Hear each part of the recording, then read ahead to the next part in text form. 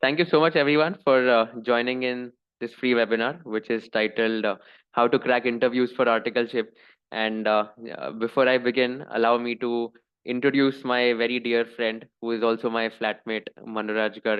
He is MBA grad. He's like MBA graduate from ISB Hyderabad, and he has been an ex-investment banker as well. He was working with Wells Fargo, and before ISB, he was working with RBL Bank and Axis Bank in the corporate banking division.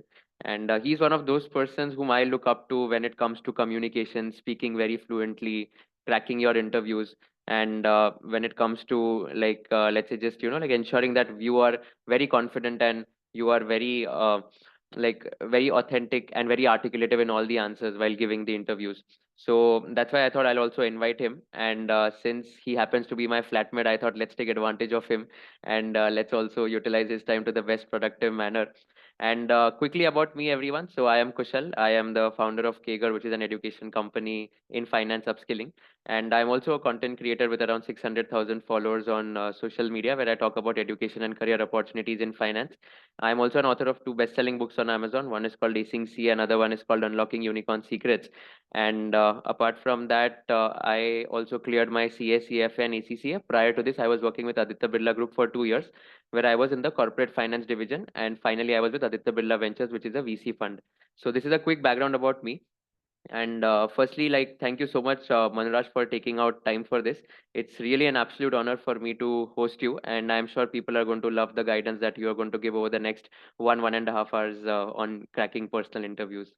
Thanks a lot, Kushal. It's always a pleasure being in conversation with you, and I appreciate the opportunity to speak with young CA students who are aspirants, and they're your students, and they're going to do really well. I learn a lot from you on a day-to-day basis, and I'm extremely excited to be in conversation with you for the next 1 hour. Perfect, perfect. So Thank you that so much. is more than generous introduction of mine. So thank you for that. No, I think it's not generous at all. It's like the fact I'm just filling out facts here, and that's an introduction which deserves, of course, like a huge round of applause as well from the audience. So quickly, guys, I'll just tell you the structure of the session. So what we'll do is that I'm going to ask a few questions to Manu Raj in the sense that how he prepared for his interviews and what are some of the do's and don'ts which we should keep in mind. Apart from that, we are also going to discuss on do's and don'ts of personal interviews and group discussions. Going forward, we'll discuss how do you improve communication skills, how do you build a personal brand on LinkedIn, where I'll cover quickly in 5-10 minutes, how do you ensure that you are reaching out to recruiters in a very solid manner. And lastly, we are going to have the most exciting part of the session where I am going to conduct a mock interview of Manu Raj, where I am going to ask him all the questions that usually interviewers are going to ask you if you apply for articleship or any job in the future as well. So that mock interview is going to be super fun, trust me, and that is something which will help all of you to understand how do you answer and how do you articulate your thoughts in a very effective and in a very crisp manner. So that is going to be the rough structure, guys. And towards the end, of course, we are going to take all the questions from the audience. So if we are not able to take questions while the session is going on, please excuse us, but we'll surely take all the questions towards the last 10 to 15 minutes of the session so that all your questions are also answered. So with this, I begin, and with this, without further ado, let me get into the session directly. If there is any issue, audio, video, etc., please feel free to type it in the chat box, and we'll begin the session about cracking interviews for articleship.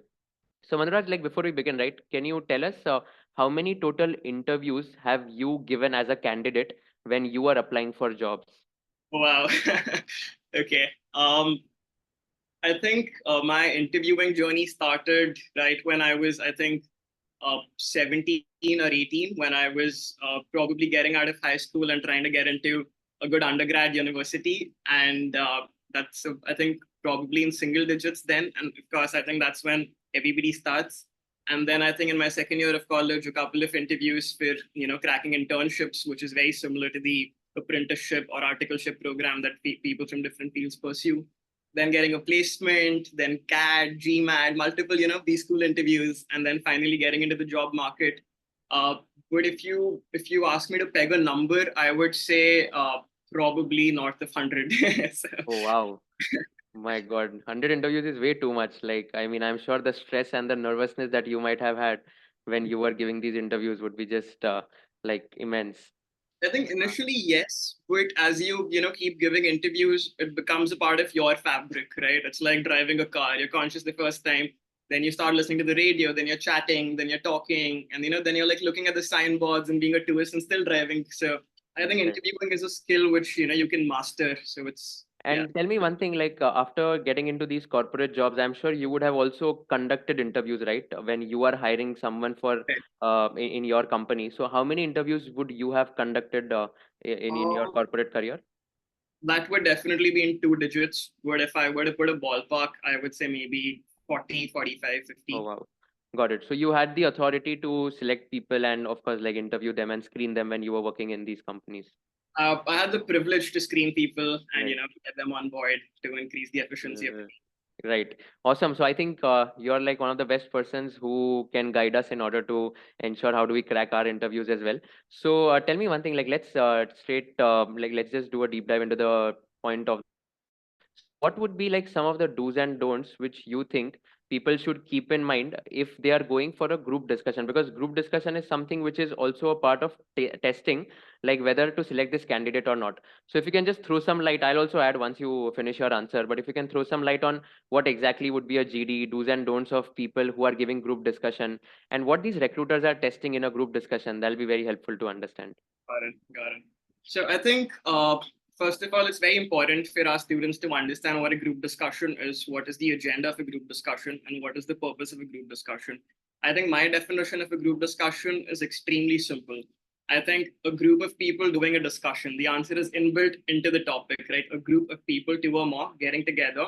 And the idea is to come to a consensus, right?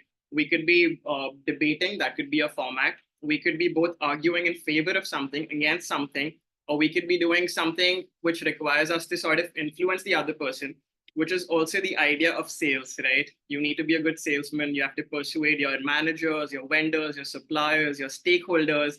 You have to influence your husband, your wife, your boyfriend, your girlfriend, right? That's all selling. So I think that's my definition of a group discussion. I think marquee points which one should sort of keep in mind while doing a group discussion is one to listen very intently and understand what the topic is, because sometimes people are so excited that they want to jump into answering without really listening, understanding, or framing that thought of what the topic is, right? I think once you've done that, there has to be a certain amount of analysis into understanding. If I give you an abstract topic, right, I think there's this limited scope for somebody to think about it, right? If I tell you that, can you tell me something about is monetary policy better than fiscal policy in combating inflation? I think you may be informed, you may not be informed, but you can form an opinion, right? But if I tell you that money has no color, let's talk about this. It's extremely abstract. So it's important to get your initial thought in place. It's important to read the room and understand who your fellow cohort members are, what's their thought and opinion, how are they thinking, how are they reacting. I think once you've done this is step one, very fundamental and basic. Then you establish your argument. You make a preliminary premise to the larger cohort and you tell them that this is my stance, right? And then you try to solidify your stance, or you establish your persona as, oh, I've initiated the conversation, or no, I'm a follower. And Kushal, in my opinion, and I'm sure you'll agree with me, one is not better than the other. You can be an observer, have your thoughts, and then deliver, or you could do the other way around. You could initiate, you could lead the conversation. As long as you're coherent and you're structured, that goes a longer way, and rather than just speaking more. I think once you've done that, the idea is to solidify and make final comments, or you can change your stance if others have influenced you. And that's also a good trait. In a group discussion, the idea is not to push your agenda all the time. If somebody can convince me that, okay, this is a narrative and this is logical and structured and coherent and worth pursuing, why not? Right? Which means that I'm influenceable. And if you can influence me, I'm amicable. Right? So these are things which go in tandem and help make business decisions once you're in a corporate setting. I think to answer or to summarize your question, key elements, I would say it's very important to be respectful to all the members, and just think of it as a business meeting. When you're in a real life business meeting with your colleagues, your bosses, your stakeholders, you have to be respectful, right? You must be respectful. I think second, it's very important to listen. It's important to listen not just to the topic, but what others have to say. So that's a fundamentally important marquee. I wouldn't even say strategy. It's basic. You have to listen to analyze and then process and then answer. You don't have to listen to speak. You have to listen and then listen to analyze and then analyze to speak. Right? It's a three-step process, in my opinion. And I think less is more. You can be repetitive or verbose, but you can emphasize on the same point without being repetitive. You can accentuate the tonality or the modality of your voice. You can use some statistics to back what you're trying to say, and structuring it will just be cherry, like it'll be icing or cherry on the cake is my way of putting it. And finally, I think if you can emote, like if you could just use hand gestures, if you can smile, if you can try to have fun and you can support other people while you're doing it, you emerge as a natural leader. Right. That's a very, very well thought out answer. Guys, I am requesting all of you to please take notes of all these things because this is something which is going to be helpful for all of us. So if you are watching this, I would request if you can just take notes because these are some brilliant insights which are going to help you in your upcoming GDs as well. Just if I can add to his answer, right? Someone also asked in the chat box, what are some of the topics that are given in GD? You will be asked questions on any current affair topic or any abstract topic because these recruiters are testing whether you have that leadership ability in that environment and whether you can just talk in front of, let's say, 10 people or talk in a team of 10 people. So that is something which these recruiters are testing. For example, with me, right, I was asked a question on, is GST boon or bane for the Indian economy? The second GD which I went in, I was asked a case study question. So there were like 2 3 case studies which were given to us. We had to select one case study. The group had selected one case study, and that case study was basically that one particular person has done wrong in your company and he happens to be your friend. Now you are that friend and you got to know that you got to know that your friend has done wrong, whether you will support your friend or you will go to the HR of the organization and complain that something wrong has happened. So these are the type of questions which will be asked to you in a GD, and some abstract questions might also be asked to you. So maybe like Manu Raj, I would request if you would be in the GD, right? And if there is some abstract topic which is given to you, how would you structure it? For example, if let's say I give you a topic like red is the new blue, which is asked to one of my friends when she was giving her interview at Procter and Gamble. So how would you do, like how would you structure, or what would you say if you were a part of GD? Red is the new blue. Okay, interesting. Red is the new blue, you said, right? Yeah, yeah. Got it. So I think my initial thought would be to, it reminds me of when I was in business school, I read about red ocean strategy and blue ocean strategy. So red ocean strategy is getting into a price war to kill your competition. And blue ocean strategy is identifying that you can enlarge the pie and, everybody can get a piece of it, right? Economic opportunities are not limited. But now that I'm thinking about it deeper and going back to my point of, structure your thoughts, I would probably think, what about capitalism versus socialism, Hmm. right? Or probably about monarchy versus democracy. I don't mean to make it ironic, but I Yeah, think these are some of the thoughts which I would have in my head. I'll probably give them about 2 seconds each. Then I would build my arguments in each of them. And I have to be the best judge of how coherent, smart, and eloquent I sound. And once I've done that, I establish it. yeah. Probably by the time I do this, 10 seconds are gone, and there might be an awkward silence, or somebody else has taken the leap and opened the group discussion.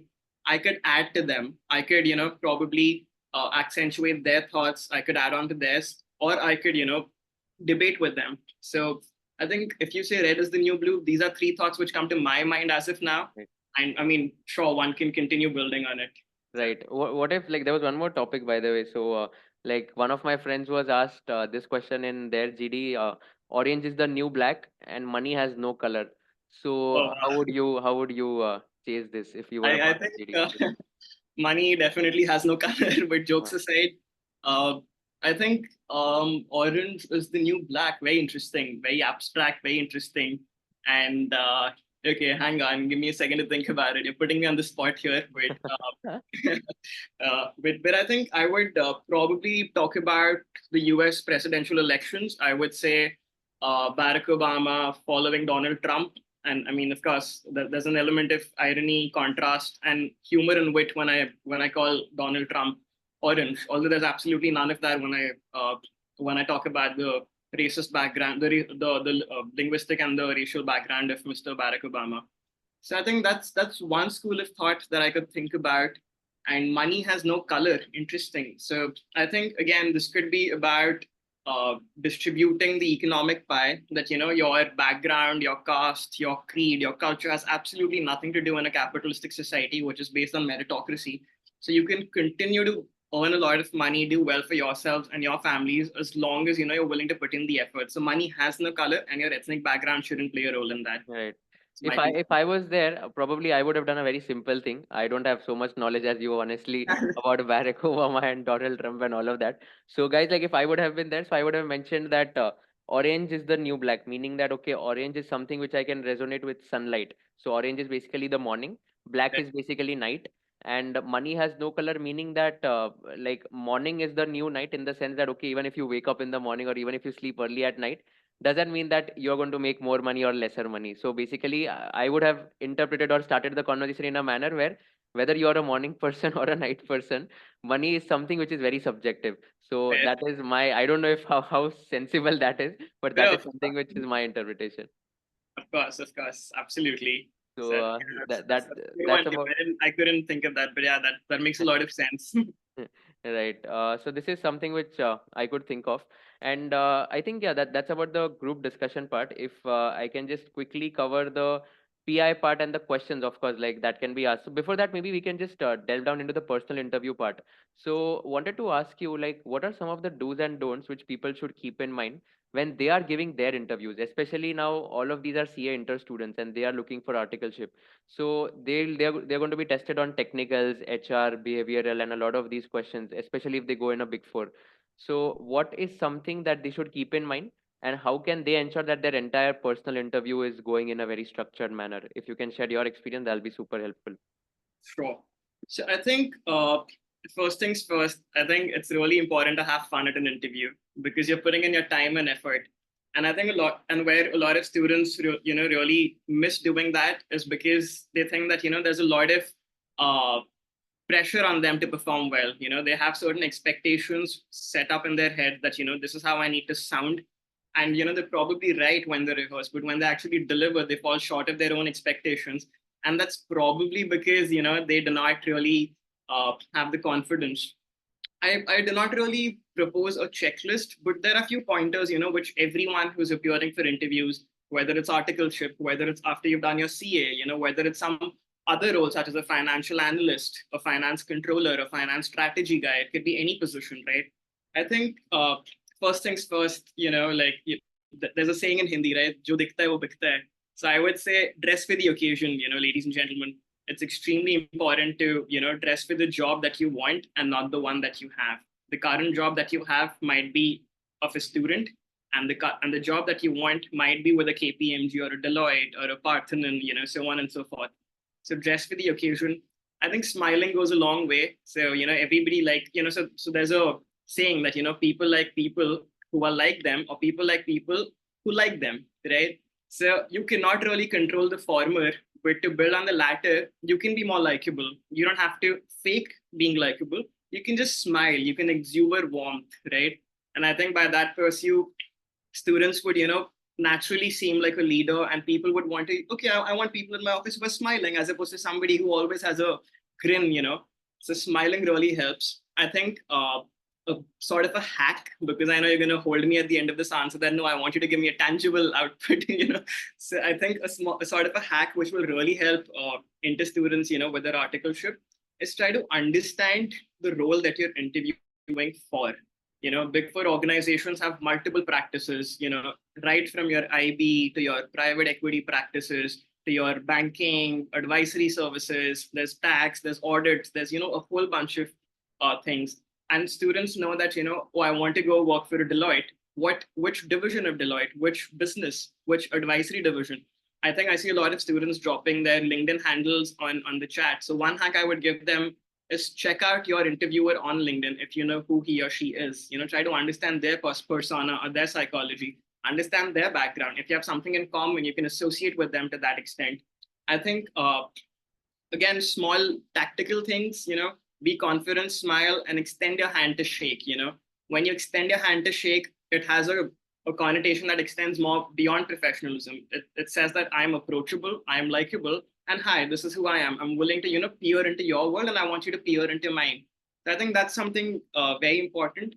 And I often like to, draw a leaf from what I said in the GD notes that, listen. It's very important to listen to the interviewer. It's very important to understand what the interviewer wants to tell you. That, I want you to do ABC. Do you have relevant experience in tackling this, or are you willing to learn? Are you willing to put in the hours? Are you willing to understand this aspect? You know, so answering to the point, which can have an element of future vision, is fine. But if you don't listen, analyze, you will not be able to deliver. I think structure your thoughts, again, very important. And I think a lot of people do not realize, but it's okay to say that, hey, that's a great question, but can you allow me a minute to gather my thoughts? Can I use a paper and pen? I think these calculations are a little difficult. Can I use a calculator? Or is it okay if I use a paper and pen? Can I use rough estimates? It's important to ask for help, because if you do not ask, it's always a no. If you ask, one, it shows that you're willing to be courageous and ask for help. In a corporate setting, there are no books, there are no exams.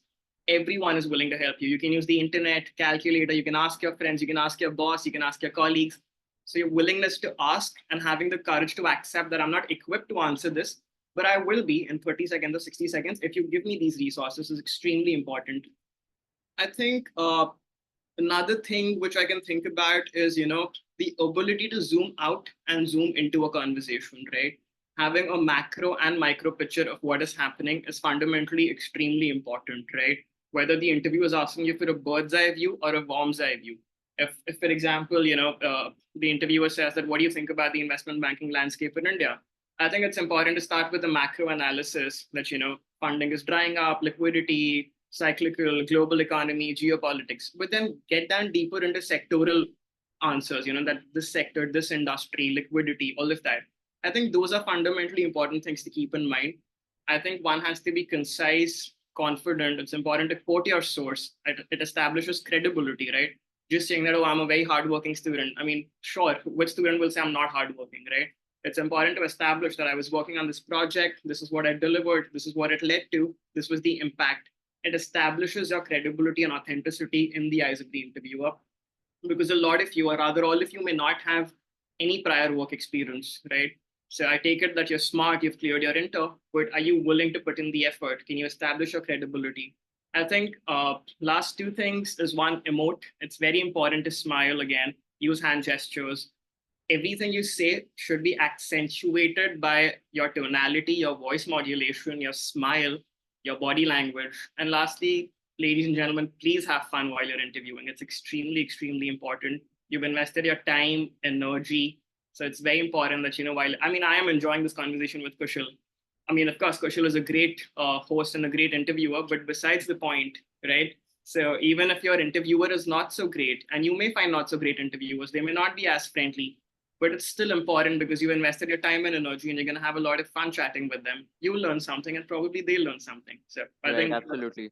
I think I'm going to test all these things when I take your mock interview in the last 10, 15 minutes. So whatever you have said, I'm going to test all these things, whether you are following it or not in the mock interview, which we'll be doing after 15, 20 minutes, of course. uh, But jokes aside, guys, also like a lot of people ask me, what are the questions that can be asked in your articleship interviews? And I have prepared like a few questions, and I just thought I'll list down these questions and what is like the expected answer that you should also give. So, firstly, of course, like we'll do a mock interview where we'll answer questions like, tell me about yourself, why do you want to join Big Four? We have all India rank one, why do you want to join this, etc. But some of the common questions which will be asked to you is that how will you be managing your articleship with your college or with your CA final academics? So you have to just subtly mention that although like college and academics are there, articleship will be your first priority because you're working there full time, and that like you're going to get amazing exposure in your articleship. So that is one of the reasons you want to join articleship, and you will be able to manage your academics with your articleship.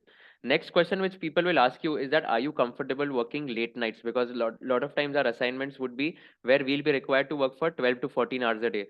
So the best way to answer this question is basically you mention like yes sir, for sure, like I have handled deadlines in my past assignments as well, and although I have my academics and colleges assigned, but if the priority of the organization is to finish the task within a given deadline, I will of course make sure that the deadline is being met, and I have done this in the past, so don't worry about that. I am absolutely fine working for longer hours as well if the situation arises, or if there is a need for me to stay for longer working hours.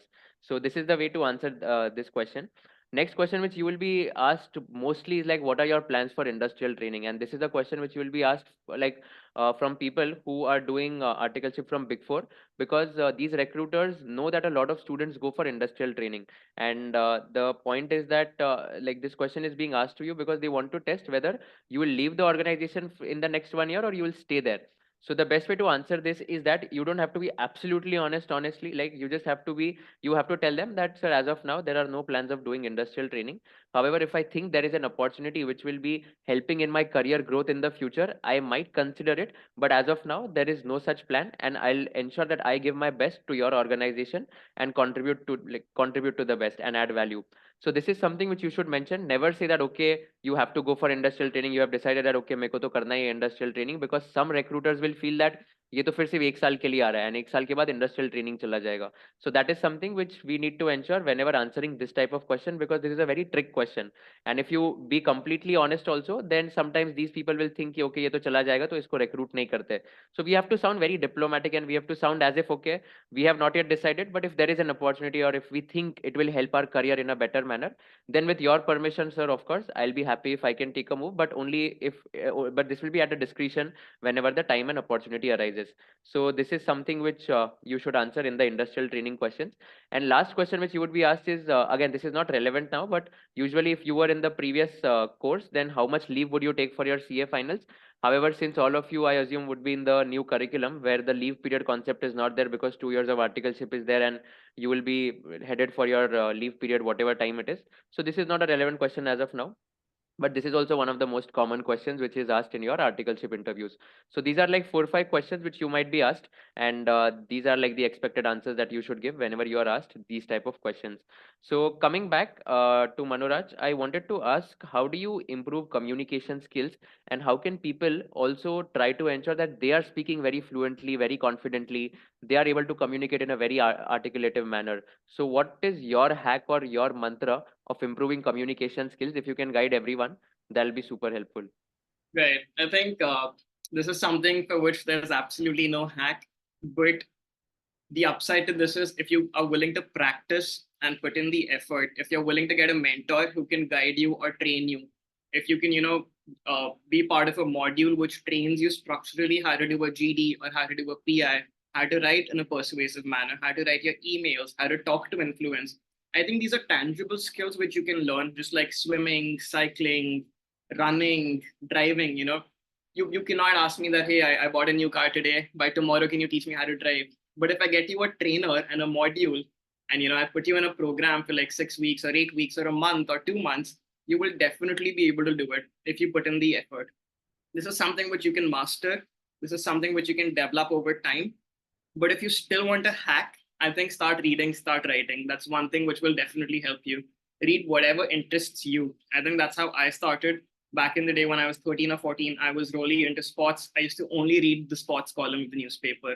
Then I got into business news. Then I started reading The Economist. So I think your taste in what you consume will evolve over time, but it's important to read consistently. Set aside some time every day in your schedule, and don't just do it with the agenda to improvise on your communication or the way you deliver, but do it because you love the game, right? The game of reading, the game of influencing, the game of interacting, the game of interviewing, the game of doing a group discussion. I think these are tangible skills which will help you in life, and you will enjoy the process of upskilling. And once you've become a good reader or even an intermediate reader, start writing. And nothing like it if you can get a coach or a mentor, or if you can get into a structured program which will help you learn these skills. It's fundamentally something which will really help you in your life. And but there's no hack per se.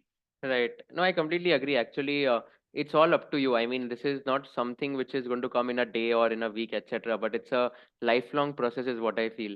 So, for example, if I take my own personal example, right? So, when I started content creation, 20th May 2020 was the first day when I uploaded my first YouTube video. And today it's been almost 3 years and three and a half years, and I still remember whenever I see that first YouTube video, I laugh upon myself and I'm like, ये क्या बोल रहा हूँ मैं, मतलब I'm not even able to speak confidently, and एकदम बहुत ही मतलब nervousness है जहाँ पे, which is evident. So that entire journey for me also, it has come over time. So it's a long three and a half years period which took me for like just improving on my confidence, communication as well. And I think practicing in front of a mirror is something which is very underrated, I feel. So I used to ensure that I am also practicing in front of a mirror, because I know that okay, I have to speak in front of people now after a point in time, because I am speaking in front of camera. So practicing in front of a mirror, talking to yourself, recording your own videos, even if you don't want to upload videos, it's fine. But I would definitely recommend everyone to record your own videos and just see the second where you are fumbling. So for example, you record one video today, you record a video of 2 minutes, and then if you see, you would be fumbling at let's say 7 second, 10 second again, 15 second again, 21st second again. The number of seconds where you are fumbling, right, ये 7 को बढ़ाना है. Like in the next video, this 7 should become 10. In the third video, it should become 12. In the fourth video, it should become 15. And then after 30 days or 40 days, after a point in time, you will realize that there is one video which you are recording where you did not fumble at all for 1 long minute, which is the biggest achievement according to me. I used to record these videos and I felt that when I did not fumble for a single minute in like the entire 60 seconds, I was very proud of myself and I was feeling as if I'm on the top of the world, because I did not even hesitate or fumble for a minute, which is a big thing, honestly. If you just go in front of a mirror today, I mean, every one of you, like, right, like you will only get to know that there's a lot of fumbling which happens, and we need to work on this, because communication is also where you are fluent, you are confident, you are articulating your thoughts in a very crisp and very effective manner. Although I'm not saying that you should speak in English, like English is not communication, English is a language. But even if you're speaking fluently in Hindi, that is communication. आप एक बार mirror के सामने जाओ, हिंदी में बात करो 60 seconds के लिए, उसमें भी फंबल होगा. ऐसा नहीं कि हिंदी अगर मेरी फर्स्ट लैंग्वेज है तो मैं फंबल नहीं करूंगा. बट ये जो फंबल का टाइम है, ये इंक्रीज होगा from 7 to 10 seconds to 15 to 20 to 30 to 60 finally. And this is like one of the easiest ways I feel कि you can improve your communication skills, in my opinion. I think this reminds me of a beautiful quote. So a wise person once said that the idea of communication is that you should understand what I'm saying, and before that I should understand what I'm thinking. Yeah, so I think this summarizes that you think and you understand what you're thinking, you deliver it, and then the other person understands, and then the communication loop is closed. yeah, So, yeah. That's a very good saying. I completely agree with that. okay. Cool. So I think we spoke on the communication skills aspect. One thing which I wanted to touch upon was also the LinkedIn branding aspect. A lot of people have this question on LinkedIn, that how would you leverage LinkedIn, or maybe how can you send cold emails to HRs on LinkedIn, etc. So just if I can spend a couple of minutes, 5 minutes on that as well, and then we'll start the mock interview, of course. I just wanted to tell everyone that you all should start creating content on LinkedIn. And by creating content, I don't mean that you should become a LinkedIn content creator, but even if you're able to add some value to the audience, that is well and good enough for you to start. For example, I shared all my CA final notes in my first LinkedIn post. That was like I had never started with an intention of becoming a LinkedIn content creator as such. But the personal brand that I made after a point in time, I think it is helping me a lot whenever I reach out to people. Earlier, out of 100, only 10 used to reply, which is a 10% conversion ratio. Today, out of 100, 35 to 40 people reply, which is a 35 to 40% conversion ratio. This is a very big jump because of the personal brand that is being built.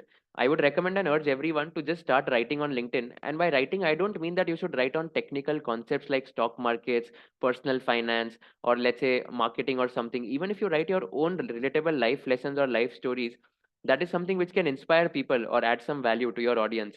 So let's say, since all of you are inter students, you can write a post on how did you tackle all the CA intermediate papers? How did you stay motivated during those 17 days of examination?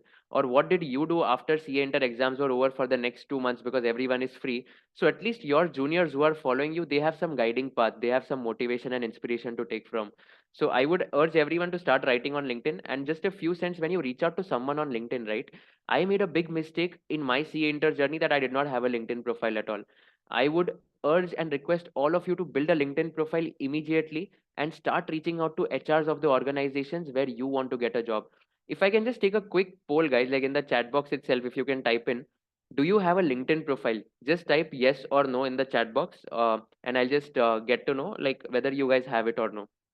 So almost I can see yeses from everyone. Uh, yeah, cool. Okay. So there are like 4 or 5 people who are saying no. I could just see them. But yeah, I think I'm glad that almost like 95% of you have your LinkedIn profile, which is a very good thing. But if I will change my question now, do you actively create content on LinkedIn, whether you post, let's say, once a week or twice a week? Can you answer that? I'm sure the answer would be no. See, the answer is no, which we can see in the chat box. Again, I cannot see a single yes. Okay, just started. There is one person saying just started. Okay, so okay, Om Bhamre is saying once a week. Okay, Richa is saying I started yesterday, but almost everyone is saying no except Ishwar, who's saying yes. So guys, one sincere request from my side for all of you would be that just start creating content on LinkedIn and don't worry what people are going to say. Vent out your emotions. Manu Raj mentioned that the best way to improve communication is reading and writing. And writing, if you're writing it on a piece of paper and if you think it is worth sharing with the audience, post it on LinkedIn. No one is going to judge you for writing something. So with that agenda, with that mindset, you should definitely start LinkedIn. Maybe one idea for all of you would be that what did you learn from this lesson, right? From me and Manuraj, like we talked about GD, we talked about PI, we talked about LinkedIn. We are going to do a mock interview now in the next 5 minutes. Write about the summary of this session, tag us so that you also get to know that we engage on this post, so that people also get to know that okay, you are learning something, you are upskilling yourself, you are utilizing your time in a very productive manner. So these are like very easy ways of starting your own LinkedIn journey. And trust me, all the HRs are observing you on LinkedIn. I'll give you a simple example. I quit my job of Aditya Birla Group on 30th June 2022. When I quit my job, three HRs reached out to me on LinkedIn asking that Kushal, we have a vacancy, do you want to join in our company? Of course, I'm not naming any HR or any company, but this is the power of building a personal brand. Because I posted on 30th June 2022, this is my last day at Aditya Birla Group. That post got 5,000 likes and 2,50,000 impressions. And a lot of HRs reached out to me asking that, okay, what are you doing now? Do you want to join us, etc. So if you have a personal brand already built, HRs or recruiters will automatically reach out to you. And last piece of advice for all of you is that whenever you reach out to someone, right, on LinkedIn, there is an add a note section. When you send a connection request, there are two buttons. One is add a note, one is send without a note. I would definitely request all of you to click that add a note section and ensure that you are just clicking on add a note and typing something. So let me just share my screen. I'll show you how do I send connection request so that you also get to know that how should you send. So if you see, I have made this Word document. This is my LinkedIn reach out Word document. Okay. So hi ABC, I am Kushal Lodha, founder KAGR, an education company in finance upskilling. I'm also a content creator with 600K followers. I was LinkedIn top voice 2022. I'm an author of Acing CA and Unlocking Unicorn Secrets. I'm a CA, CFA, and ACCA. I'd like to connect with you. Now let me go to just Google, right? If I just go to Google here and if I go to LinkedIn, so if you see, there HRs are going to get a lot of connection requests. So if I go on my network, there are almost 13,763 requests that are pending, right? So all I'm trying to say is that you have to ensure that you are always like sending add a note to anyone whom you are connecting.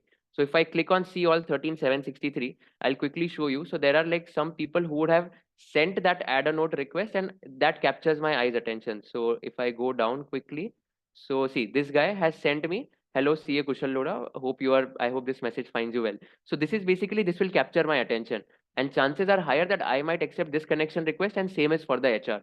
So this is what I mean when you send add a note to any of the HRs in your organization, in like wherever you want to go ultimately. So that's the power of LinkedIn.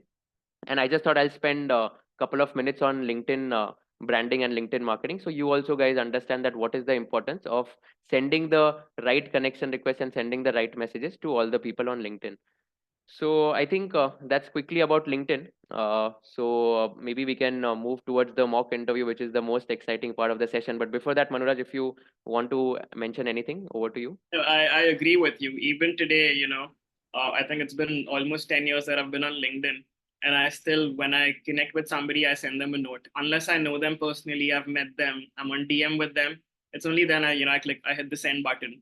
But otherwise, I drop a note, introducing myself that, hi, I'm Manu Raj, and I'm currently working with the strategy planning and chief operating office at Wells Fargo. And I would love to do ABC with this. Let's connect and chat. And I think I do not remember an instance when I've sent a request to somebody with a note and they've declined my request. So I think this is a game changer. This is an absolute game changer. And I mean, of course, you're the expert when it comes to building a personal brand. You've done phenomenally well. And I think you're definitely an inspiration, not just to this generation, but to the next one also. And we're all really proud of you for doing that. And I learn a lot from you, not just as your flatmate, but how to, develop content and how to put yourself out there in the market. So I think it's phenomenally good. And I learned a lot in the last 10 minutes from you. Means a lot, Manoj. I think this coming from someone like you means a lot to me. And of course, like the entire objective is that people should be aware about the opportunities that these things might bring them in the future. So that's the entire objective. So perfect, guys. So again, let's start the most exciting part of the session. We have Mr. Manu Raj Garg, who is going to give an interview. I am going to be the interviewer. Manu Raj will be the interviewee. I'm going to ask all the HR related questions, behavioral questions. So just make sure that you are observing his each and every answer. So like whatever he's speaking, and after the end of the interview, we both will give feedback also in the sense ki what is something that went well, and like what is something that you should also keep in mind so you also understand. So Manraj, all set? Like nothing else. I Let's do hope you, I hope you are all set and you're not nervous because this is your 101st interview if I am not wrong. No, but jokes aside, guys. So let's do a scenario here. So Manuraj is interviewing for KPMG investment banking team, and I am the hiring manager. I am going to ask questions to Manuraj about why his interest in KPMG, IB, and all. So I'll be the interviewer. He is going to answer everything. And without further ado, so let's start the interview. it. I Perfect. think at the outset, thank you so much for having me, Kushal. It's always a delight being in conversation with you. Perfect. Hi Manuraj. Thank you so much for applying for KPMG Investment Banking Division. How are you doing? Doing very well, and thank you for taking the time to do this interview today. And how are you doing today? I am doing great as well. Thank you so much for asking. So, how's the weather where you're based out of? I'm based out of Bombay, and I can tell you the weather couldn't be worse. We're Okay. in the middle of January, and it's extremely hot and humid, and I do not really know what's happening. I think there's a division of KPMG which caters primarily on consulting for the environment. So Hmm. if we choose to shake hands in this, I would love to liaison with them and learn more about why is this happening in January.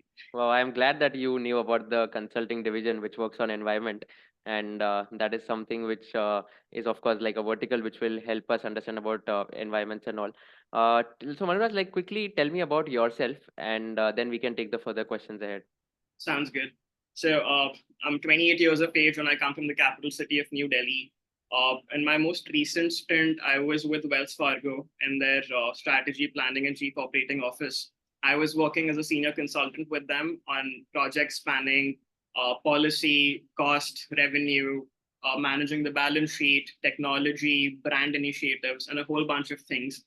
And I was an internal consultant, so my services could be hired by the investment banking team, the private equity team, the commercial banking team. We were a very small group of four consultants and one gentleman who was heading the team. And this was an in-house consulting team with the agenda to sort of build in-house capabilities and reduce reliance on outside consultants such as McKinsey, Bain, BCG. And also, we're getting more stringent with data, and you want to have more control as a bank. So I think that was the agenda. Prior to that, I was again with Wells Fargo in their commercial, corporate, and investment banking team. I was part of a small team, which is called Structured Products Group, which was associated with private equity debt side. So I was responsible for credit and investor analysis and managing a portfolio for clients based out of North America and London. And before that, I was pursuing my MBA at the Indian School of Business, where I had a dual majors in strategy planning, strategy and leadership, and marketing. And before that, I was again in banking, but in front end corporate banking for about 4 years, almost 4 years, where I was again responsible for managing an independent portfolio in the large corporate space, creditor analysis, sectoral analysis, industrial analysis, building a recommendation and executing the tranche of transaction was part of my responsibilities. And I've done my undergrad from Christ University in Bangalore. And between the stints, I also spent some time studying, public policy at the London School of Economics. I was in London for a brief summer, and that's my professional journey. And in my free time, I really enjoy policy debates. I'm enthusiastic about sports, and I love traveling. Got it. Perfect. Thanks for the granular answer. So why would you want to join KPMG as an analyst? Right. So I think first of all, KPMG is a very admirable organization, and so are all the other three big four, the other three which are part of the big four cohort. But KPMG is something which I've been observing for a while. And your investment banking team, your product delivery team, your structured products group, your taxation and audit, you have advisory services, and these are different parts of the organization which work in tandem for clients across the globe. So does the other three, but I've had the opportunity to interact with some people who were ex KPMG and were at Wells Fargo. And I really enjoyed their mindset. I think, the opportunity to grow in the organization, the opportunity to move from one vertical to another, and to have a cross-cultural exposure about KPMG is something which intrigues me. Also, eventually down the line, I do plan to work in different geographies, and I've heard from a few of my colleagues who are ex KPMG that KPMG gives you the opportunity to travel and move to Europe for certain investment banking projects for smaller stints there, and that's something which really intrigues and excites me. So that's why KPMG. But I know you're wondering why analyst, and that's also your question. So getting into that, I think fundamentally there are two parts to why I want to be an analyst and not a consultant or a portfolio manager or a banker. And I think first things first, understanding the granularity of how transactions are conducted is something which only an analyst does. People often perceive that analysts are doing the paperwork, they're crunching numbers, they're working long hours and writing the Excel code. All of that is true. But what is also true is that there's some of the people who really understand the tranche of work which is done. And I think, there's this saying that a great associate was once a phenomenal analyst, a great VP was once an excellent associate, and a great managing director was perhaps the finest analyst of his firm back in the day. So I think once I get to be an analyst in your investment banking division, I will learn the granularity of the entire chunk. And I think I'm allowed to make a little mistake, not that I intend to, which is excusable as an analyst, which may not be. I'm not afraid to ask questions or ask for help. And I think starting as an analyst in the IBD division will really help me at KPMG. Got it. Thanks for that. Tell us one thing that we have All India rank one who has also applied here. Why do you think we should hire you? Oh, wow. I think, first of all, congratulations to KPMG for attracting that application from somebody who's an All India rank one chartered accountant. I am not surprised because KPMG is a place where, everyone wants to work at. And I think congratulations to that CA ranker as well. I think it's a phenomenal achievement. I do not have CA rank one. I'm not even a chartered accountant, but doesn't take away from the fact that that gentleman or that lady is extremely intelligent and diligent.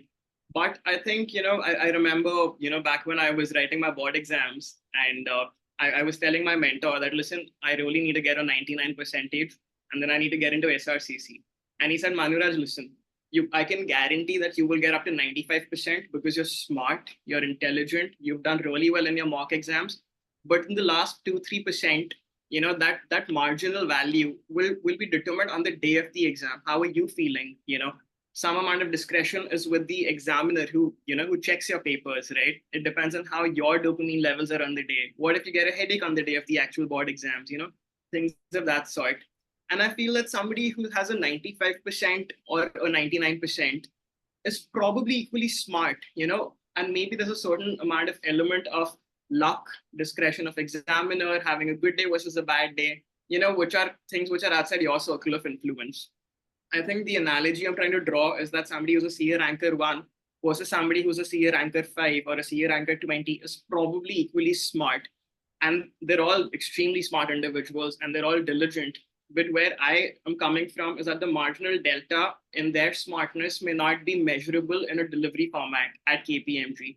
But I come with a mixed bag of experience in strategy consulting, in credit analysis, in credit underwriting, in investor analysis. And I think I have good stakeholder management skills. So I would be a good fit for an analyst position here compared to the gentleman or the lady who got a rank 1. Got it. And tell me one thing. So we're also working for 12, 14 hours a day, and this is something which happens on a regular basis because when a live deal is going on, everyone has to work for 12 to 14 hours a day for a certain period of time. Would you be comfortable working late nights with us?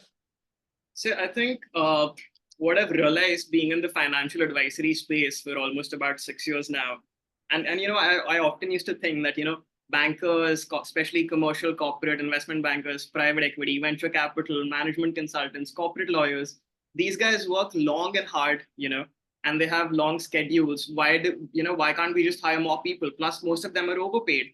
And then I realized that there's an element of quality, there's a sense of urgency, and there's a sense of control that, control not in a bad way, but the cohort of work that is issued to you needs to be controllable. You need to deliver to the client in a structured manner. You need to meet the deadlines. And I think it's easier to hold one person accountable than to have 7 people answer to you for the same thing. And I think a lot of this requires independent thinking. While I do identify as a team player, and I think that I would love to, liaison with my other team members, ask my mentors for help.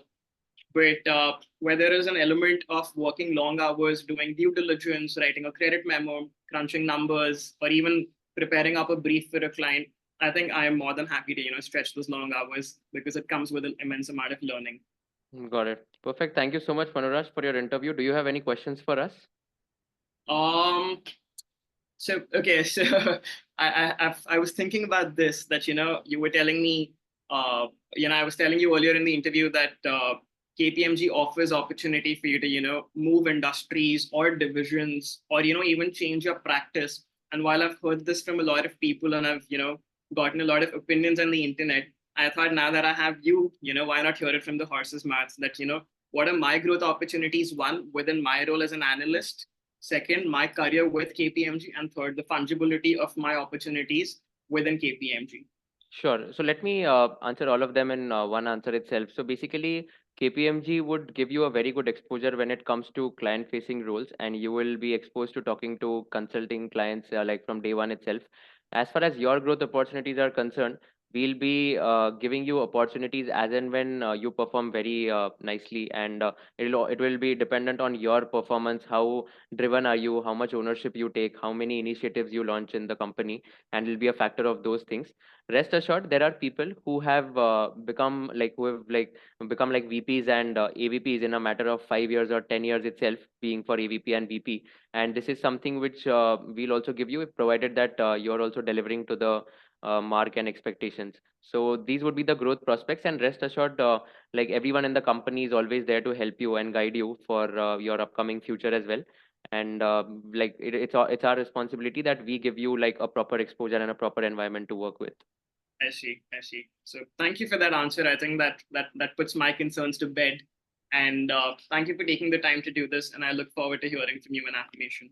Perfect. Thank you so much for the interview, and we'll get back to you within a couple of days, and we'll let you know about the final decision. So thanks, Kushal. Have a nice Perfect. day. Thanks. Perfect. So, guys, I know there are a lot of people in the chat box mentioning, okay, answer like a fresher. Of course, I'll do that as well. Don't worry. After the session is over. But again, the gist or maybe the point of this entire conversation was pretty simple. That you have to sound very confident. You have to ensure that you are answering in a manner which will also impress the interviewer. At the same time, it will also show that you are coming up as a person who is ready to take ownership and initiatives. Because see, if you're going for articleship, right? One thing which all of them are testing is that apart from the technical knowledge that they are going to ask you, they are going to ask you about whether you will take initiatives, whether you will work late nights, whether you will be working in a team of 10, like team of 10, team of 15, whether you are likable or not. That is something which is very, very crucial and very important. So this is a concept called as airport test. Airport test meaning what? If let's say you get hired and you have to fly with your manager to another part of a city or another part of the country, right? So you will have to ensure that the person is likable enough. Like for example, if you take a flight and if you sit with the if you sit with your manager for 2 hours, your manager should like spending time with you in that flight, which is called as the airport test. And if you pass the airport test, which is being likable, then your chances of getting hired will improve significantly. So this is something which I wanted to mention. And like in all your upcoming interviews as well, if you noticed, right, like all the answers, I know that there was a lot of work experience which was mentioned in his answer because he comes with that background. If you are a fresher and if you don't have work experience, only one piece of advice is that you have done your college, right? You have done your school. You would have, let's say, done some internship in the past. Even if not an internship, if you would have volunteered in an NGO or any of these activities, mention that in your introduction. So even if you don't have any work experience, that's absolutely fine. But in your tell me about yourself, you have to mention about your academics, your schooling, your background of education. And if you have done any internship or if you have volunteered in any NGO or if you have organized any activity in your school days, please feel free to mention that. Even if that activity is as small as conducting a handwriting competition in a school or conducting a debate competition in a school, these things are going to matter a lot in your resume or in your interviews. So trust me, when you are applying for articleship and you are interviewing, right, these all things are going to matter a lot. And even if you don't have that work experience section in your resume, I feel that you should definitely write about all the things that you have done in your life, be it conducting any debate competition, organizing any event, volunteering in an NGO, or even just like going for an event and just attending that event. How did that event help you? How many people you networked with? These are some things which you should definitely write it in your resume. So this is something which I thought I will just mention to all of you. And anything else, Manuraj, from your side before I take the questions from the audience? I think I completely agree that, uh, it's not important that you work in a certain place in order for that to qualify as an experience. Whether you've done something in school, whether you've done something in college, you've done something in your community, you can show that you're a leader, you've executed something well, you've coordinated with other people. I think as long as you can elaborate on that experience, and circling back to when I started interviewing, I didn't have work experience. So I used to tell them about my projects, my college projects, or something which I learned. So I think that's a phenomenal point for sure. Right. So cool. I think thank you so much, Manraj, for that excellent interview as well. I think I gained a lot of insights how to answer questions. Although I don't think I'll be giving interviews in the future, but I'm sure like people would have learned how do they answer these questions if they are asked. So guys, before I take all the questions in the chat box, I know there are a lot of questions which are being asked in the chat box. I just wanted to share an opportunity with all of you, and I wanted to just tell you about some opportunity that we have for all of you here. So, of course, we'll take all the questions into consideration. But before that, I just wanted to tell you that we've launched one Articleship Accelerator program, and here, like, we are going to teach everything about resume building, building personal brand on LinkedIn, mock interviews, group discussions, how to improve your communication skills in detail, and how do you use artificial intelligence to reduce your workload, and even basics of Microsoft Office, be it Word, PowerPoint, and Excel as well. So we are going to give one like mock interview to each candidate with a mentor who is working at a Big Four right now. There's a free basic Excel course also by a trainer who has taught at IIM Ahmedabad, IIM Bangalore. This is going to be a pre-recorded course which will be given to you. I have prepared an interview cheat sheet as well. Let me just give you a glimpse of the interview cheat sheet which I have prepared. So this is something which we are also going to give you as a part of our Articleship Accelerator program. And this is the cheat sheet that we have prepared. This is a detailed 42 pages cheat sheet where we have listed down all the questions of statutory audit, finance, GST, direct taxation, and all of that. So this is a cheat sheet which we are going to give, and of course, in your mock interviews, this will be helpful as well. And this is the broader course curriculum, like building personal brand on LinkedIn, which will be taken by me. Then resume building, how do you prepare your resume, which will help you in your future career as well. Which is articleship overview and group discussion, which is like how do you prepare for GDs, how do you improve your communication skills in GDs. This will be for 2 days. Then again, mock interviews, cracking personal interviews, answering all these questions which are there, grooming all of you using mock interviews. How do you improve your communication skills? Again, taken by Manu Raj. Email writing, this is something which is very critical. Most of the people, including me, I didn't know my email writing as well. I didn't know how to write emails. I didn't know how to draft proper replies to emails of minutes of meeting or emails to my bosses or managers. This is also something which is very crucial. Basics of MS Office, this also includes Excel, PowerPoint, and Word. And basically, the thing is that PowerPoint is something which is very underrated. How do you create a slide? How do you present that slide? It's very important that you present a slide in a manner which will be very articulative and very crisp. All of these things are going to be taught.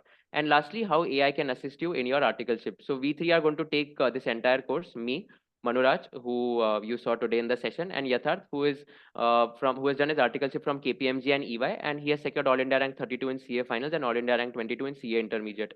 So this is something which we have launched. If you are someone who is interested, we are going to screen the applications and we are going to take only like the top 30 people in this batch itself, and you can apply. We'll screen you, we'll interview the candidates, and once you are selected, then only you will be a part of this community and cohort. So this is similar to our previous career accelerator program, which we had launched, where we got some amazing response from the students.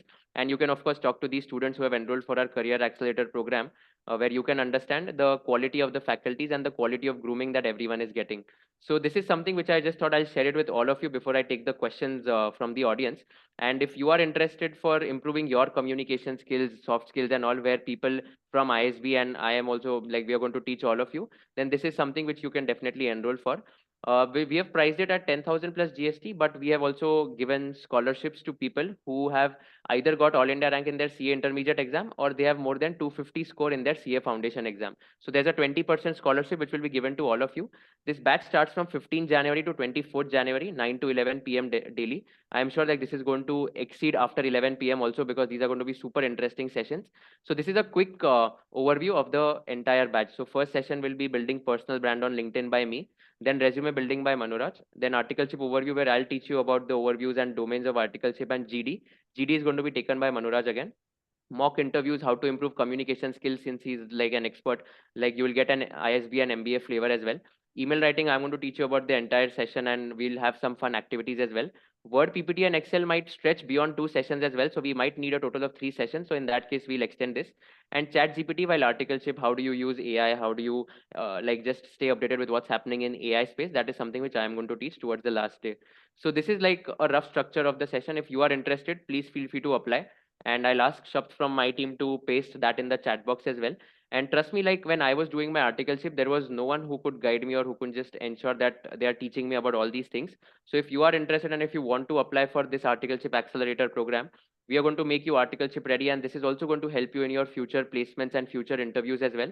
It's not only for your articleship, but for your like upskilling, for your grooming as an individual. So that is something which we have launched, and feel free to share it with your friends as well if you think this would be relevant for them, and we'll be happy to have you in the batch as soon as possible. So Manraj, anything else you would want to add before we take the questions from the audience? I was getting a few DMs in the middle while I was, doing the mock round with you, where our students were asking us that, can you please guide us to a course? I think, ladies and gentlemen, this is one of the best courses you can enroll for. And trust me, when Kushal was conducting CAP, I myself used to enroll as a student and listen to his lectures. And I'm still using those, in my day-to-day life, how to build a personal brand. And I know some of you will think that, maybe some of the content will be of a higher level, but this is because we have limited time right now. When you enroll for the program, you will directly be getting mentorship. You will be assigned a one-on-one mentor. Kushal himself and me, we will all be available on WhatsApp, phone, email, video call, whatever you need one-on-one. And we will help you develop your skills. We will guide you to identify your journey in your finance field and where you want to place yourself, not just as an article, but later on in life. You will be an exclusive part of the KAGR community, and you will not just have access to us and the rest of our trainers and mentors, but also to each other. So you will really learn a lot from each other. And this is something which really hit me when I went to B school, because we learn a lot from our peers. That's something which my friend may know and I may not. And just being part of that community, I felt was an absolute privilege for me. And I hope you will feel the same when we see you here in the program. Yeah, absolutely. So like I'm getting a few questions in the chat box. Is it for non-CAs? Can non-CAs also join in? The content and community which is going to be there, that content is definitely going to help you in order to groom your own self as well, because it includes resume building, GDPI as well. So even if you are non-CA, even if you are from a different background, of course you can feel free to apply. There the only thing is that we cannot refer your candidature to articleship firms, because you're not from a CA background. The purpose of this program is also, once the students have cleared their CA inter exams, we are going to refer their profiles to articleship firms whom we have connects with in like in different parts of India, and that is one of the purposes also of this program. But of course, if you are from a non-CA background, the content is something which is definitely going to help all of you to improve your communication skills, to improve your personality and grooming. And me, Manuraj, and Yatharth, we are going to personally involve and groom all of you. So of course, like you can also feel free to apply even if you're not a CA. Okay, so once he's saying make this program for ACCAs also, yeah, sure. So I think again, like similar content. So once, like, of course, like since this is for CA inter, but as I mentioned, if you are someone who's looking to groom yourself and looking to just improve your own communication skills, feel free to register, and we'll be more than happy to have you as a part of the batch. Cool. So guys, we'll take the questions from the audience. So I'll be there for the next 10 minutes. So Manuraj, if like completely up to you, but I'll be there for the next 10 minutes because these would be CA related questions related to articleship. So I can take it for the next 10 minutes, and then like up to you, like whatever you feel is comfortable. You can drop off, you can stay back, up to you. Sounds good. And thanks again. It was lovely being in conversation with you. Thank you so much. Thank you so much for being a part of this, and I had an amazing time interviewing you. I had a great time too, and all the very best to all the students, who took the time out to be a part of this webinar. I hope you learned something, and I hope to see a lot of you in the program, where you'll get personal mentoring. You'll be upskilling yourselves not just in finance but softer skills.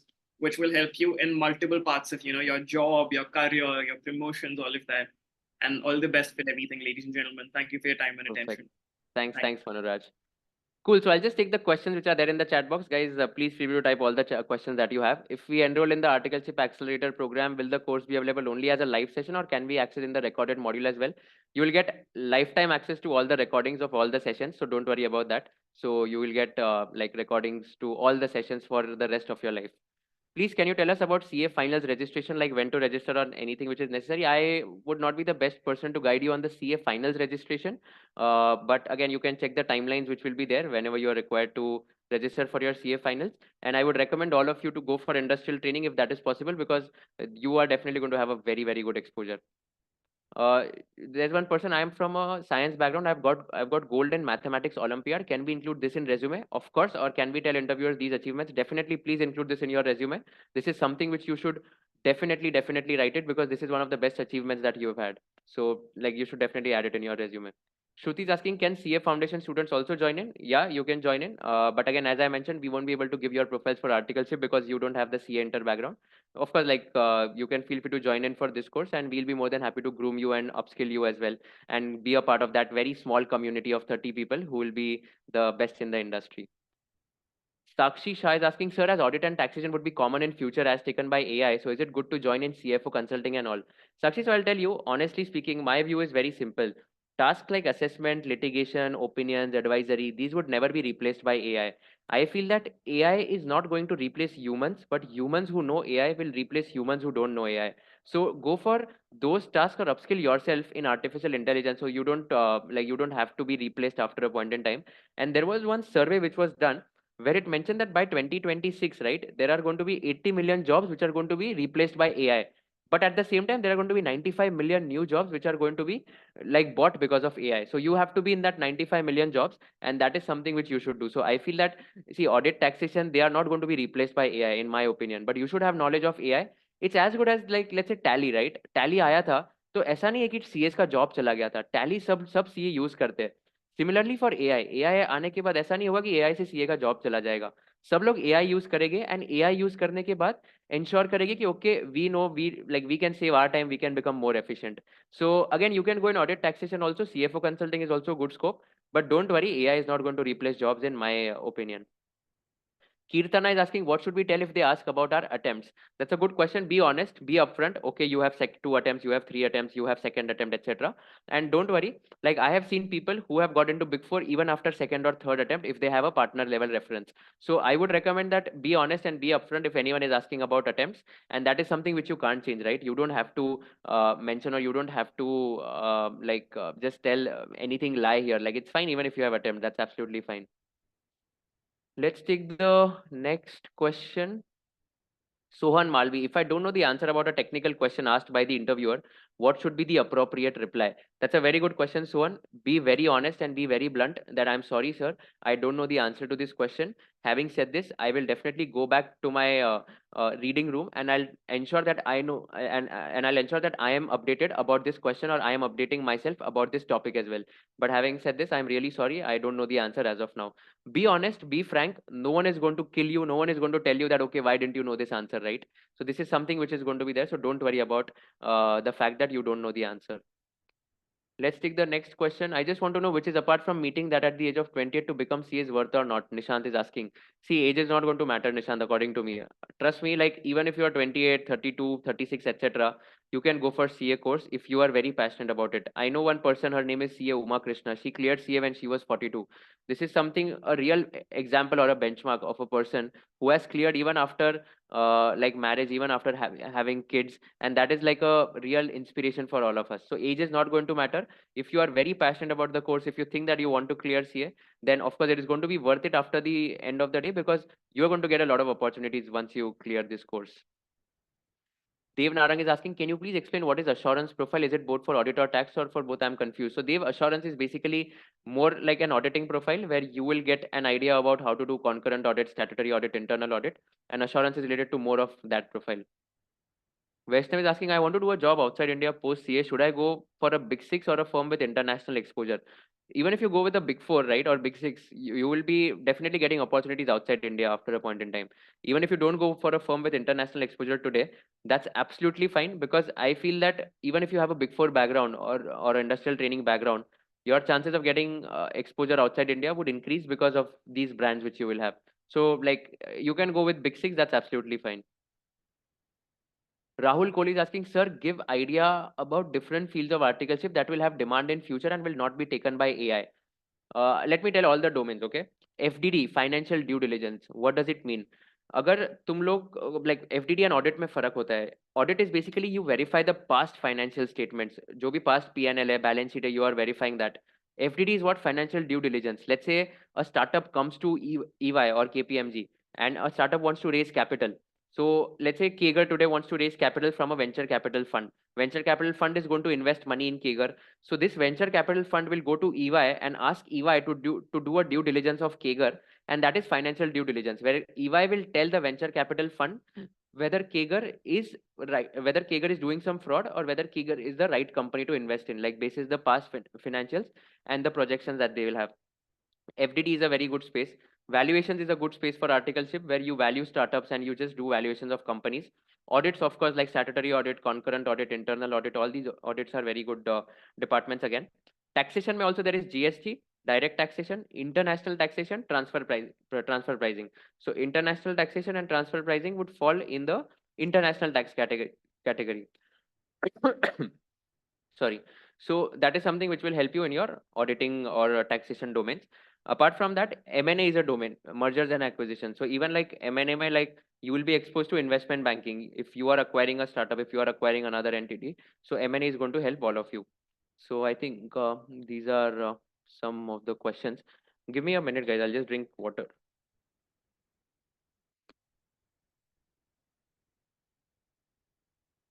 Yeah. Let's take the next question. My God, there are a lot of questions here. Mm, Shrishti Jain, I have passed both groups of intermediate November 23. How should I proceed further, and which skills I have to develop before articleship? I think I mentioned these are like some of the skills that you should really develop. Microsoft Office, Word, PowerPoint, Excel. Then how do you speak? Communication skills. That is something which is very important. Then financial modeling is something which you should have a basic knowledge on. Excel is something which you should have a very good knowledge on. Trust me, that's going to help you a lot. Apart from that, I think you should also try to learn about AI, artificial intelligence. So usage of Chat GPT, or usage of any other topics, or usage of, let's say, Mid Journey or Tome.app, all the AI tools that are there, you can use that. And LinkedIn and networking is a skill which you should definitely know. So LinkedIn, networking, how do you build your personal brand? These are some skills that are very, very useful in my opinion. Let's take the next question. My God, there are so many questions. These are repeat questions also, which I am getting. Mm-mm-mm. Okay. What is industrial training? Industrial training, Chetan, is basically you work in a corporate. So basically, once you do your articleship, right, you can do industrial training after articleship is over. So let's say now you have 2 years of articleship. After 12 months, you can do industrial training. Articleship means working under a CA in a CA firm. Industrial training means doing articleship under a corporate. For example, you go to Aditya Birla Group, ITC, Marico, HUL. If you're working in these companies as an article trainee, it means industrial training. Okay? Manmeet Singh Sani CA Foundation can also join. Yes, you can join in if you want to upskill yourself and improve your communication skills. Of course, we'll be there to mentor and guide you. Let's take the next question. What's the price, Anshuman Anand? So, as I mentioned, the price is 10,000 plus GST, where we are giving a lot of value against this price. And there's a 20% scholarship to intermediate rank holders and to people who have gotten more than 250 marks in foundation. Let's take the next question. Asmita Joshi, what if we fumble or jam in between the interview? That's a good point, Asmita. I'll tell you, it's absolutely fine. Don't feel as if you are fumbling, and don't feel as if, you have fumbled a lot. So it's absolutely fine. Stay calm, stay composed. Don't lose your temper, please. Even if the interviewer is grilling you, you have to be very calm, very composed. And even if you fumble, that's absolutely fine. No, not a problem at all. Not a problem at all. Just ensure that you are not fumbling constantly. And for this, you have to ensure that you are talking in front of mirror every day. You are recording your own video every day, analyzing what is the area of fumble.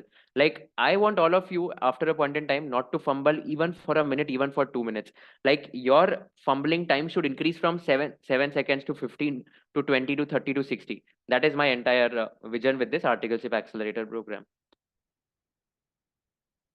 Cool, Sri Yadav sir, I am not clear CA Inter, but I'm interested to join in. For sure, again, it's absolutely fine. You can join in as well, and you will be upskilled on the communication skills and all of that in the program. Okay, so I know there are a lot of messages. I'll take the last question in the interest of time. Varun is asking, English is compulsory to crack interview or talk to interviewer? No, Varun, English is not mandatory. I'll tell you what happens is that English is a preferred language of interviewing. So if anyone is asking you questions, they'll ask you in English. And again, when I say your communication skills should improve, doesn't mean that your English speaking skills should improve. All I'm trying to say is that you should definitely try to be more fluent, more confident, and you should come up as a person who has that fluency in English, that confidence. So, like, listen to a lot of English podcasts, read a lot of English newspapers, read a lot of English books, talk to your friends in English, talk to yourself in front of a mirror in English, record your own video in English. That's the best way you will be able to improve your English speaking skills as well. So this is something which I would mention to all of you. So guys, I'm so sorry. I just have a hard stop and I have another meeting, but it was lovely talking to all of you. If you do like this session, please take a screenshot and share it with all your friends on LinkedIn, tagging me, of course. So it also helps us reach more audience as well. And if you have any other queries and all, please feel free to reach out to me on my email. And like it's kushal@kagr.club, KUSHAL@KAGR.club. And hope you liked the session and hope you learned some or the other thing which is there. So thank you so much. If you do like this session, please share it with your friends and do tag us on social media if you are like if you really liked and if you found some value. And can't wait to see all of you in the Articleship Accelerator program as well. Let's try to groom all of you and let's try to improve your communication skills as well, which is something which is definitely going to help you in your future. And of course, like this is something which will help all of you. And we do have a refund option as well. So if you don't like the sessions, we'll refund 100% money back guarantee, and you just have to email that you did not like it, and like we'll be happy to refund your money. So we don't want anyone with a negative feedback. So that is something which I am a big fan of. Perfect, guys. Thank you so much. Bye. I'll see you. And thanks a lot for attending this session.